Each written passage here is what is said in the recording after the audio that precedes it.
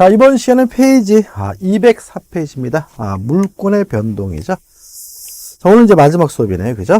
일단 물권 변동의 의 기억나시나요? 권리가 발생되고 변경되고 소멸된다. 주어가 권리고 이번엔 뭐죠? 물권이죠. 그러니까 물권이 변동되고 물권이 발생, 변경, 소멸되는 거죠. 뭐 권리하고 똑같은 말이에요. 특별한 거 없죠.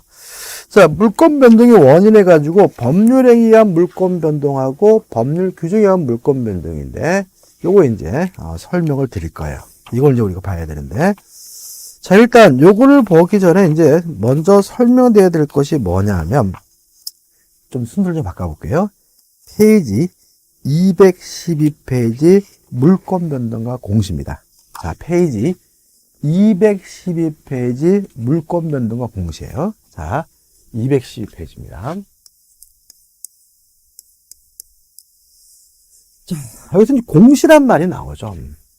공시라는 말의 사전적 의미는 그냥 대외적으로 보여주는 거, 대외적으로 밝히는 거, 이런 거예요. 그러니까 우리가 뭐 국회의장이 국회의 의사 일정을 공시했습니다. 뭐 이런 말을 쓰거든요. 그러니까 대외적으로 보여주는 거 우리가 공시라고 합니다. 한번 생각해 보자고요. 제가 부동산에 대해서 물권이 있어요. 부동산에 대해서 물권이 있다는 사실을 대외적으로 보여주고 싶어요. 그럼 뭐 하면 되냐면 자기 앞으로 등기를 하면 되는 거죠. 동산에 대해서 물권이 있어요. 이 동산에 대해서, 이 안경에 제가 소유권이 있다는 사실을 제가 여러분께 보여주고 싶어요. 보여주려고 해요. 뭐 하면 되죠? 쓰고 있으면 되는 거죠. 다시 말하면 동산에 대해서 점유하고 있으면 자신이 그 동산에 대해서 권리자임을 보여주게 되는 거죠.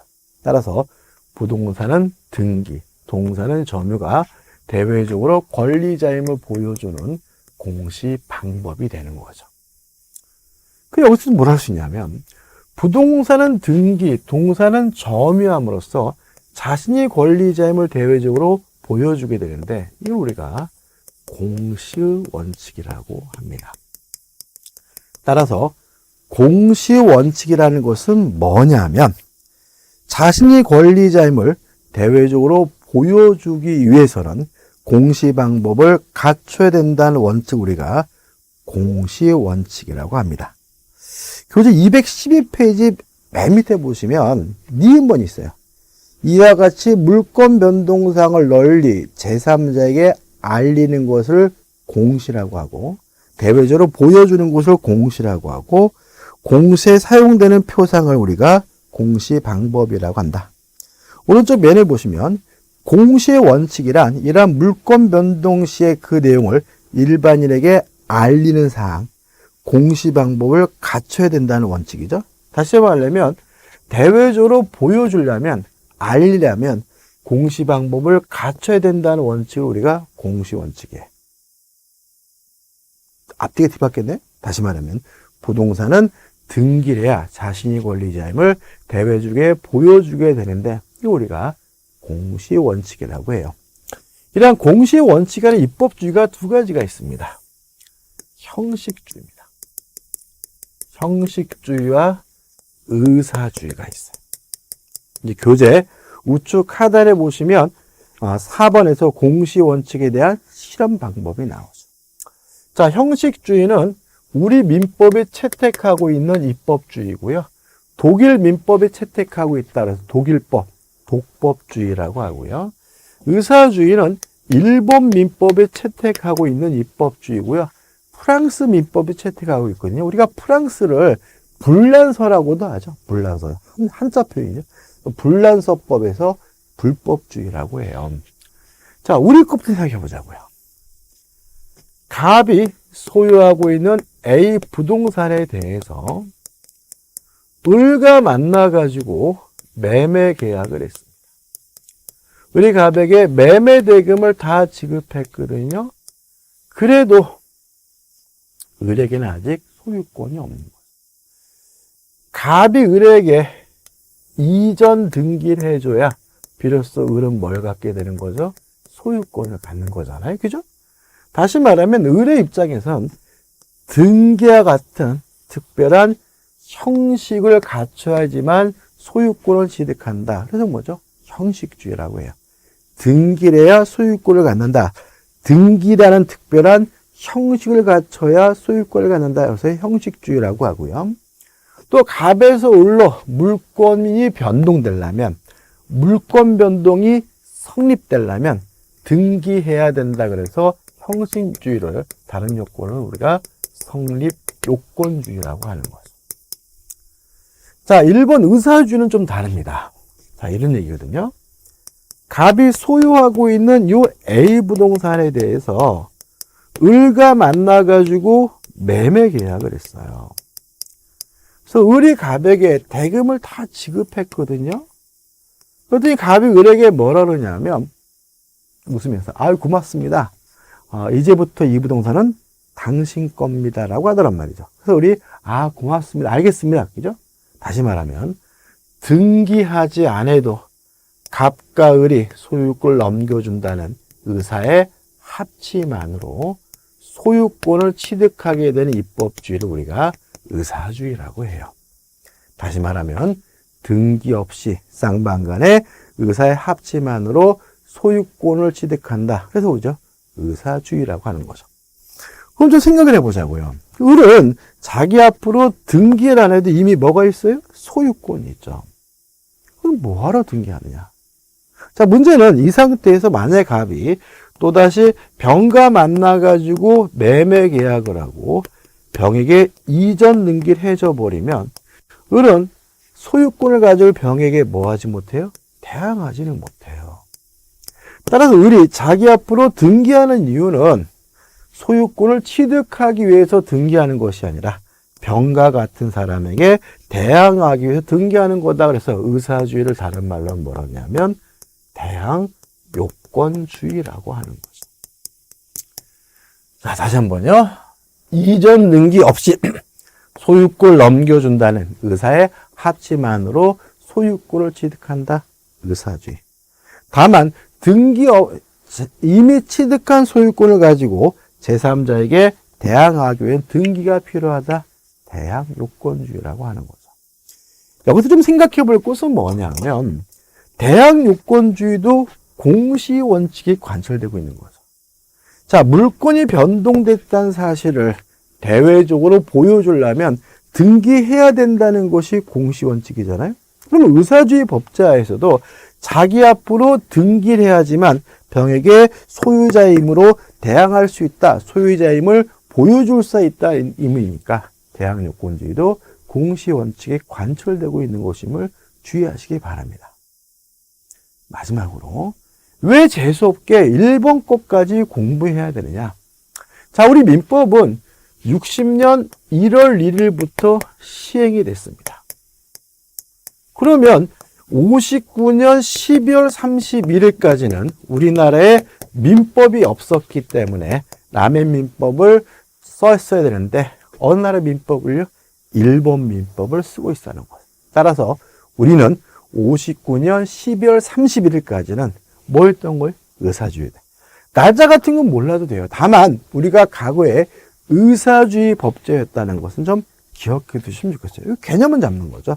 자세한 것은 여러분들이 공시법 시간에 배우는 거예요. 그래서 교재 보시면 213페이지 하단과 214페이지 상단 나와 있고 공시의 원칙의 확장이라는 게 나오는데 보실 필요가 없는 거예요. 그게 이제 뭐가 나와요? 공시의 원칙이 나오죠. 자, 공시의 원칙은 뭐냐면 공시 방법을 신뢰하고 믿고 거래한 사람을 보호해 주는 것을 공자고 신자고 따서 공신의 원칙이라고 하는 거죠. 다시 말하면 부동산은 등기, 동사는 점유와 같은 공시 방법을 신뢰하고 거래하는 사람을 보호해 주는 원칙, 보호해 주는 경우 우리가 공신의 원칙이라고 해요. 결론은 우리 민법은 부동산 등기에 대해서는 공신의 원칙을 인정하지 않습니다. 따라서 등기를 믿고 거래하더라도 보호받지 못하는 것이 원칙이에요. 다만 동산의 점유에 대해서는 공신의 원칙을 인정합니다. 따라서 동산의 점유를 믿고 거래한 사람은 보호를 받아요. 이게 이 동산의 점유에 관한 공신의 원칙이 선의취득이고 과거에 시험 문제가 나왔는데 지금은 시험 범위에 빠졌기 때문에 출제되질 않아요. 아무튼 우리 민법은 부동산 등기에 대해서는 공신의 원칙 인정하지 않습니다. 따라서 부동산 등기를 믿고 거래한 사람은 보호받지 못합니다. 이에 반해 동산의 점유에 대해서는 공신의 원칙을 인정합니다. 따라서 동산에 대한 점유를 믿고 거래한 사람은 보호받을 수가 있어요. 최근에 제가 언론 보도를 보니까 이거 문제 있는 거 아니냐라고 막 떠들던데, 문제가 있다고 볼 수도 있죠, 그죠? 그렇지만 우리가 조심할 것은 부동산 거래할 때 꼭 등기부만 믿고 거래할 문제는 아니라는 거 좀 조심하시기 바랍니다. 일단은 여기까지만 할 거예요. 자, 이거 가지고 이제 다시 앞으로 갈 겁니다. 앞으로 가가지고 몇 페이지죠? 205페이지입니다. 자, 205페이지 났어요. 자, 205페이지 오시면 205페이지입니다. 205페이지 오시면 법조문 186조가 있어요. 읽어볼게요. 부동산에 관한 법률 행위로 인한 물권의 득실 변경은 등기에 하여 그 효력이 생긴다죠. 자, 우리는 물권 변동에 있어서 형식주의를 취하기 때문에 등기를 해야 소유권을 취득해요. 등기를 해야 물권이 변동되는 거죠. 그래서 이 186조 결국은 물권 변동에 관한 형식주의를 취하고 있는 거예요. 적어볼게요. 법률 행위에 의해서 물권이 변동되려면, 법률 행위로 물권을 취득하려면 뭘 해야 돼요?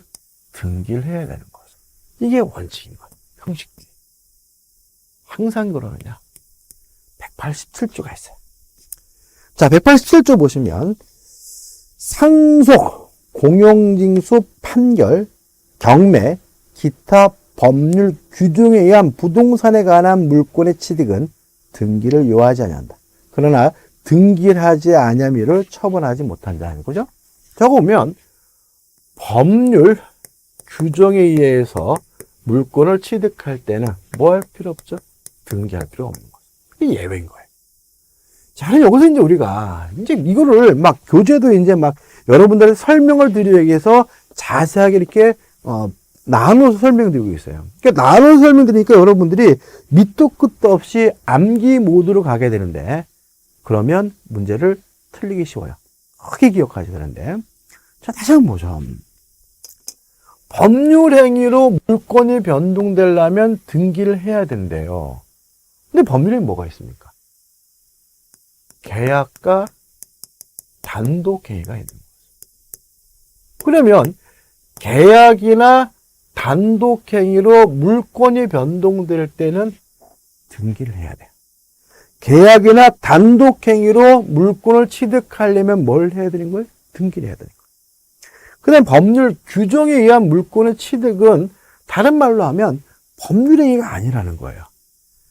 계약도 아니고 단독행위도 아닌 다른 사유로 물권을 취득할 때는 뭐 할 필요 없어요? 등기할 필요가 없는 거죠. 그래서 우리 공인중개사 시험에서는 가장 중요한 것 핵심이 뭐냐면, 다음 중 등기해야 되는 경우는 그러면 계약을 찾으면 되는 거예요. 다음 중 등기할 필요가 없는 것은 그러면 계약이 아닌 것을 찾으면 되는 거죠. 작년에는 요거나 단독행위. 다음 중 등기해야 되는 경우는 단독행위는 뭘 해야 돼요? 등기를 해야 되는 거예요. 단독행위가 아닌 것은 뭐 할 필요 없어요? 등기할 필요가 없는 거지. 큰 틀에서 계약과 단독행위로 물권이 변동될 때는 등기를 해야 됩니다. 계약도 아니고 단독행위도 아닌 다른 사유로 물권이 변동될 때는 등기할 필요가 없는 겁니다. 자, 그럼 교재 보자. 자, 206페이지 오시면, 자, 쭉 나옵니다. 상속. 자, 계약도 아니고 단독행위도 아닙니다. 따라서 계약도 아니고 단독행위도 아니니까 상속, 피상속인이 사망하는 순간 등기 없이 물권이 취득하게 되는 거죠. 자, 박스 밑에 유증 이런 거 신경 쓰지 마세요. 중요하지 않아요. 2번, 공용징수, 수용이죠. 강제로 뺏기는 거죠. 이것도 계약 아니에요. 따라서 공용징수, 수용으로 물권이 변동될 때는 뭐 할 필요 없는 거죠? 등기할 필요가 없는 거죠. 또 박스에 뭐가 납니까? 참고가 나죠? 진짜 참고해요. 보실 필요 없어요. 그 다음에 우측에 보시면 판결이 나와요. 자, 원래 이런 의미입니다. 법원에서 판결을 내리면 계약도 아니고 단독행위도 아니니까 등기하지 않아도 물권이 변동된다고 해서 187조에 넣어놨거든요. 근데 조금 따져봐야 돼요. 자, 판결은요. 지금 여러분들이 기억해야 될 거, 암기할 것만 적는 겁니다. 확인 판결이 있습니다. 자, 확인 판결은 물권 변동 자체가 이루어지질 않으니까 니께 맞다라고 확인해 준 거니까 등기해야 되는지 안 하는지 따질 필요가 없는 거예요. 이행 판결입니다. 자, 여러분 보세요. 갑이 을과 만나가지고 매매 계약을 했습니다. 계약이죠? 을이 갑에게 대금을 다 줬어요. 근데 갑이 을에게 이전 등기를 안 해줘서 을이 법원에다가 소송을 제기했습니다. 판사님, 내가 이 거지 같은 놈하고 매매 계약을 하고 대금을 다 줬는데도 이전 등기를 안 해줍니다라고 소송을 걸면 법원에서 판단했을 때 을의 주장이 맞다면 갑은 을에게 이전 등기를 해줘라, 이행해라는 의미에서 판결을 내리게 되는 거죠. 이게 뭐예요? 이행 판결인 거예요. 근데 재밌는 거는 법원이 갑이 을에게 이전 등기를 해줘라고 판결을 내리더라도 갑은 판사님, 예, 알겠습니다. 협조하겠습니다. 라고 하는 사람은 없어요. 협잘놈이면 재판도 안 했겠죠. 그래서 을은 단독으로 등기소 등기관에게 뭘 하게 되냐면 등기를 신청하게 되는 거죠. 그래서 여러분 한번 공시법 시간에 등기 신청은 공동신청주의가 원칙이지만 판결에 의한 등기 신청은 단독으로 한다라고 공부했을 거예요. 자, 이 등기 신청을 할 때 신청서를 적어야 돼요. 신청서. 자, 신청서에 등기 원인을 적게 되어 있거든요. 자, 여러분들 제가 퀴즈 내볼게요. 등기 원인을 매매라고 적을까요? 판결이라고 적을까요? 매매라고 적습니다. 매매. 다시 말하면 을이 소유권을 취득하게 된 이유는 매매 계약을 하고 대금을 지급했기 때문인 거예요. 그래서 신청 원인에다가 등기 원인에다가 판결이라고 적는 게 아니라 매매라고 적는 거예요. 매매. 계약이죠. 따라서 이행 판결은 실질적으로 매매, 계약, 법률에 의한 물권 변동인 거예요. 따라서 이행 판결에 의한 물권이 변동되려면 뭘 해야 돼요? 등기를 해야 물권이 변동되는 거죠. 그럼 판결 중에서 187조에 따라서 등기 없이 물권이 변동되는 것은 형성 판결뿐입니다. 형성권에 의한 판결, 형성 판결만 등기 없이 물권이 변동되고요. 대표적인 형성 판결은 공유물 분할 판결이거든요. 재판상 분할이거든요. 그래서 거기서 좀 설명드릴 거예요. 그래서 일단 우리는 판결에서 이행 판결은 실질적으로 법률행위 계약에 의한 물권 변동이니까 뭘 해야 돼요? 등기를 해야 되고요.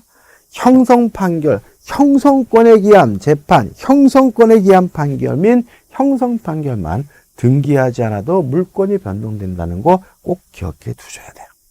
끝이. 자, 그 다음 이제 우측에 보시면 경매죠. 법원에서 이루어지는 경매, 공경매입니다. 공경매. 일반적인 사경매는 계약이에요. 등기해야 되는. 근데 공경매만은 법률행위가 아니기 때문에 등기하지 않아도 물권이 변동돼요. 그럼 언제요? 경락인은 경락대금을 완납하는 순간 자기 앞으로 등기하지 않아도 물권을 취득합니다. 왜요? 경매는 법률행위가 아니니까요. 자, 5번입니다. 기타가 나와 있죠? 기억. 건물을 신축한다, 삽질하고 망치자라고 못질하는 것은 계약도 단독행위도 아닌 사실행위. 따라서 법률행위가 아니기 때문에 등기 없이 소유권을 가져요. 근데 조심할 것은 요거는 기억해 두자고요.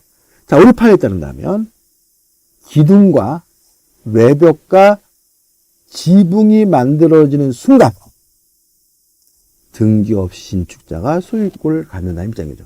다시 말하면 언제 토지에 분리된 독립된 부동산으로서 건물이 되는 거냐에 대해서 우리 판례는 기둥과 외벽과 지붕인 거죠. 건축법하고 좀 달라요. 기둥과 외벽과 지붕, 요 세 가지가 있어야 비로소 건물인 것이니까 기둥과 외벽과 지붕이 만들어지는 순간 신축자는 등기 없이 소유권을 가져요. 왜요? 건물을 신축하는 것은 사실행위지 법률행위가 아니니까. 뭐 부와 포낙하고 이거 다 법률행위 아니에요. 뒤에서 배울 거예요. 니은번 법정지상권의 취득이요. 관습법상 법정지상권, 법정저당권, 법정대위 이게 뭐예요?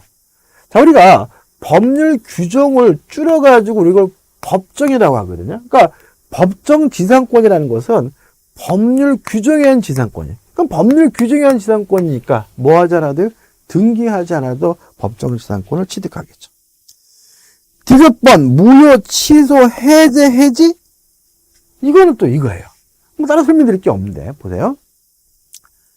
갑이 을과 만나가지고 매매 계약을 하고 다음 주에 좀 설명드릴 겁니다. 갑이 을에게 이전 등기를 해줬는데 매매가 무효면 등기도 무효죠. 제가 계속해서 말씀드렸죠. 그러니까 매매가 무효면 등기도 무효니까 을에서 갑으로 이전 등기하지 않아도 갑은 이미 뭐가 있는 거예요? 소유권이 있는 거죠. 따라서 법률행위가 무효, 취소, 해제가 되면 매매가 무효면 등기도 무효니까 말소 등기하지 않아도 물권이 어떻게 해요? 되돌아온다는 의미에서 이것이 들어가 있는 거예요. 그 다음 리을번 재단법인 설립입니다. 이거 적을게요. 네 번째. 일단 재단법인 설립행위의 법적 성질에 대해서 우리 판례는 단독행위로 이해합니다. 그러면 단독행위는 법률행위니까 등기해야 물권이 변동되잖아요. 근데 우리 민법은 47조와 48조에 특별 규정을 두기, 시험 범위가 아니기 때문에 자세히 말씀 안 드리는데 47조와 48조에 특별 규정을 내서 재단법인은 등기 없이 소유권을 취득한다라고 규정을 두고 있어요. 그러면 186조에 따른다면 등기해야 재단법인이 소유권을 갖고 단독행위니까 47조, 48조에 따른다면 등기 안 해도 재단법인이 소유권을 갖잖아요. 법조문이 충돌하고 있는 거예요. 이것에 대해서 우리 판례는 어떻게 하냐면 마치 의사주의처럼 이해를 해. 이것처럼. 이렇게 합니다. 재단법인 일단 자기 앞으로 등기하지 않아도 48조에 따라서 소유권을 취득합니다. 다만 등기 없이 취득한 소유권을 가지고 제3자에게 뭐 하기 위해서요? 대항하기 위해서는 등기가 필요하다는 것이 우리 판례 입장입니다. 뭐예요? 의사주의가 똑같은 거죠. 마치 의사주의란 말이 아니라 마치 의사주의처럼 이해한다. 자, 재단법인 설립행위는 단독행위입니다. 자, 상대법은 단독행위죠. 자, 재단법인은 마치 의사주의처럼 등기 없이 소유권을 취득한다. 다만 등기 없이 취득한 소유권을 가지고 제3자에게 대항하기 위해선 등기가 필요한 거죠. 미음번 존속기간의 만료 시간의 경과죠. 사건입니다. 법률행위가 아니에요. 따라서 만료되는 순간 등기 없이 용익물권 소멸하는 거죠. 뭐 피담보 채권이 소멸됐다, 물건이 멸실, 혼동, 소멸시효됐다 이런 것들도 다 뭐예요? 법률행위가 아니에요. 따라서 등기하지 않아도 물건이 변동되는 경우죠. 그다음 유의번 분배 농지 상환 완료이나 소유권 취득이죠. 이건 좀 설명을 좀 해줄 건데 이게 지금 나와야 될 것은 아닌데 또 시험이 또 은근히 잘 나오기 때문에 자, 말씀드릴게요. 자, 여기다 할게요, 여기다. 자, 우리는 해방이, 일제, 잔재에서 해방이 된 후에 우리나라는 농지개혁을 합니다. 농지개혁. 그래서 어떤 걸 하냐면, 그래서 농지개혁을 하기 위해서 농지개혁법이라는 법을 만들어요. 자, 어떤 거냐면, 지주들이 가지고 있는 농지를 국가가 싹 뺏어가지고, 농지가 없는 농민들에게 뭐 하게 되냐면, 분배를 하게 돼요. 물론 우리는 공산주의가 아니기 때문에 지주로부터 이 농지를 뺐을 때 돈 주고 뺏었겠죠? 유상입니다. 유상으로 뺏었고요. 또 농민들에게 이 농지를 분배할 때도 유상으로 분배하게 되는 거예요. 자, 근데 문제는 이 농민들이 농지값을 줄 돈이 없으니까 이 농지 대금을 할부로 받아요. 수확물로 받습니다. 매년 가을에. 그리고 나서 이 농지개혁법에서 뭐라고 규정하고 있냐면, 요 농지, 규정 나와 있는 것처럼 농지 대금을 완납하면, 상환 완료하면, 등기하지 않아도 농민들이 소유권을 취득한다라고 규정을 두고 있었어요. 자, 그럼 여러분들 생각해 보자고. 왜 농지개혁법은 그 농지 대금을, 할부금을 다 완납하면 그 농민들은 등기하지 않아도 농지에 대한 소유권을 취득한다라고 규정을 했을까요? 제가 해방 직후라 그랬죠. 자, 우리는 59년 12월 30일 이전에는 대항요건주의였어요. 등기하지 않아도 소유권을 취득한다는 민법에 규정을 두고 있어요. 다시 말하면 이 농지개혁법이 제정될 당시에 우리 민법은 의사주의였으니까 당연히 뭐 하지 않아도요? 등기하지 않아도 물권을 취득한다라고 규정을 하고 있었겠죠. 이해되시죠? 이건 연역적인 거야. 그래서 이건 과거의 민법이고요. 그래서 농지개혁법상 농민이 소유권을 취득하기 위해서는 상환대금을 완납하는 순간 등기 없이 소유권을 취득합니다. 왜요? 그때 우리나라는 의사주의였습니까? 여기 안 적는 이유는 뭐예요? 중요한 게 아니니까. 나오니까 설명드리는 거예요. 그 다음 넘겨보시면 판례가 나오죠? 판례 뭐 큰 의미 없습니다. 일단은 나중에 볼 겁니다. 그 다음에 판례 밑에 187조 예예요. 그다음 이제 5번입니다. 여기다 할까요? 5. 취득시효입니다. 점유취득시효. 점유취득시효가 완성됐다는 이유로 소유권을 취득하려면 등기를 해야 됩니다. 자, 20년 동안 타인의 부동산을 점유했다. 사건입니다. 명백히 뭐가 아니에요? 법률행위가 아니에요. 그러면 등기하지 않아도 소유권을 취득한다라고 법에서 규정을 하고 있어야 되는데 여기서는 특별 규정을 둬서 취득시효가 완성됐다는 이유로 소유권을 취득하려면 등기를 해야 된다라고 규정을 두고 있거든요. 따라서 법률행위가 아닌데도 불구하고 등기해야 되니까 예외라고 한 거예요. 자, 일단 여러분들이 기억할 것은 요게 전부입니다. 요거 가지고 이제 앞으로 나오는 교재 내용은 뭐예요? 외우는 것이 아니라 이해하는 거예요. 자, 계약, 단독행위로 물권이 변동될 때는 등기합니다. 계약도 단독행위도 아닌 다른 사유로 물권이 변동될 때는 등기하지 않습니다. 자, 이행 판결이 실질적으로 법률행위에 의한 물권 변동이니까 등기합니다. 형성권에 의한 판결인 형성 판결은 등기하지 않아도 물권이 변동됩니다. 재단법인 설립행위는 단독행위지만 우리 판례가 의사주의처럼 해석합니다. 그래서 어떻게 해요? 재단법인은 등기 없이 소유권을 취득합니다. 다만 등기 없이 취득한 소유권을 가지고 제3자에 대항하려면 뭘 해야 됩니까? 등기를 해야 됩니다.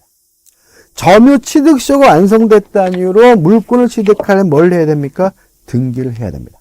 자, 209페이지 확인 문제 풀어볼게요. 다음 중 법률행위에 의한 물권 변동 등기를 요하지 않는 것은이죠. 기억, 전세권 설정, 뭐가 빠져 있는 거예요? 계약이 빠졌죠. 계약에. 니은번 저당권 설정 계약이 빠져 있는 거죠. 그죠? 계약. 그죠? 디귿번 경매 법률행위 아닙니다. 하나 나왔네. 리을 번 상속 법률행위 아닙니다. 계약 아니에요. 그죠? 미음 번 신축 건물 법률행위 아닌 사실행위죠. 그죠? 그러면 디귿 리을 미음 4번이에요. 매매를 원해 소유권이죠. 매매 계약이죠. 법률행위죠. 등기해야 되네. 답은 뭐죠? 4번. 이렇게 풀어내는 거예요. 그 다음에 다 끝났어요. 자, 209페이지 나오는 거 해가지고 원인행위의 무효가 취소가 된 경우 유인설, 무인설은 뒤에 또 나와요. 뒤에서 할 건데 넘겨보시면 계약 해제 경우 무인설, 무인 나오잖아요. 이거 설명드리지 않아요. 근데 이거는 뭐냐면 이거예요. 매매가 무효는 등기도 무효. 이게 유인설이거든요. 다음 주에 설명드릴 겁니다. 매매가 무효면 등기도 무효므로 의뢰 등기를 말소하지 않은 갑에게 소유권이 복귀된다. 그치? 그 다음에 211페이지 오시면 재단법인 설립행위 요거죠. 재단법인은 등기 없이 소유권을 갖지만 등기 없이 취득한 소유권을 가지고 제3자에 대항하려면 뭘 해야 돼요? 등기를 해야 된다. 4번 소멸시효 법률행위 아닙니다. 그 다음에 소멸 청구 나오고 소멸 통고가 나오는데 이건 뭐 나중에 설명드릴 거예요. 그 다음에 8번에서 212페이지 부동산 물권의 포기죠. 소유권, 점유권의 포기는 상대방 없는 단독행위. 소유권, 점유권 이외의 권리 포기는 상대방 있는 단독행위죠. 따라서 매치나 해치나 포기는 다 뭐예요? 단독행위. 법률행위. 포기했다는 이유로 물권이 소멸되려면 뭘 해야 돼요? 등기를 해야 되는 거죠. 자, 이제 오늘 마지막에는 212페이지 확인 문제입니다. 다음 중 등기를 하여 비로소 물권이 변동돼 물권 매물이 발생하는 경우를 모두 고른 거예요. 기업 이행 판결이죠. 등기해야 됩니다. 니은 번 수용이죠. 뺏긴 거죠. 법률행위 아닙니다. 등기할 필요가 없어요. 디귿번 점유취득시효죠. 등기해야 되죠. 그건 답은 나왔어요. 답은 뭐예요? 4번이죠. 그 다음에 리을번 경매 법률행위 아니죠. 등기할 필요가 없는 거죠. 경락대금 완납하는 순간 등기 없이 소유권을 취득하는 거죠. 답은 뭐죠? 4번. 자, 복잡하게 공부하면 복잡하고 간단하게 공부하면 간단한 겁니다. 그래서 이 부분은 자, 오늘 여기까지 할 거고 이제 다음 주 이제 어디로 갑니까? 215페이지 2에서 물권행위로 갈 거고요. 요 물권행위에서 제가 무인성, 유인성을 좀 간단하게 설명드려 넘어갈 건데 아무튼 다음 주에 215페이지 물권행위 들어가겠습니다. 여러분은 수고 많으셨고 여러분들 모두 고맙습니다.